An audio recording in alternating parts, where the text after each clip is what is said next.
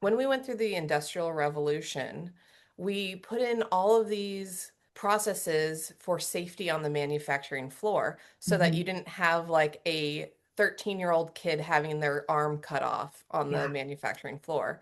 And right. so they created all of these protocols for physical safety. So everything that you have in the workforce, all of the physical safety stuff that you get in your employee handbook, you have all these physical safety mechanisms in place, trying to pass laws so that we can build out psychological safety within the workforce.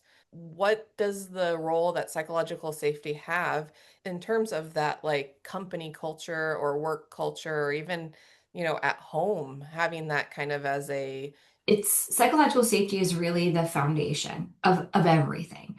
In the work that we do, we get a lot of calls about how do we communicate effectively? How do we have hard conversations and those kinds of things?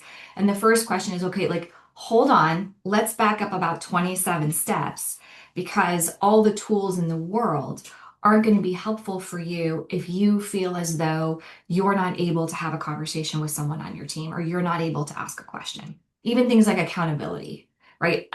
I'm never in a million years going to raise my hand and say, "Oh, Stephanie, I screwed this up."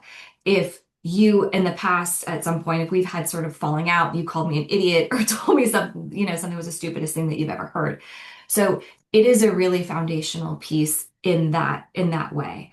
I think a really interesting part of this that we see in the workplace is this idea that psychological safety 100% belongs to the leader. And certainly there's a component of truth in that, right? Like in a perfect world, blue skies and rainbows, it is the leader of the team or the group or the organization who is modeling what this behavior looks like and creating these safe spaces and drawing people out and responding, well, when things kind of go off the rails. But there's also a component that each individual owns, right? To actually raise their hand and speak up. So I'll give you an example of this. We have several clients who will say, "Okay, things are not going well with my team or with my manager, but I don't feel safe having a conversation with them."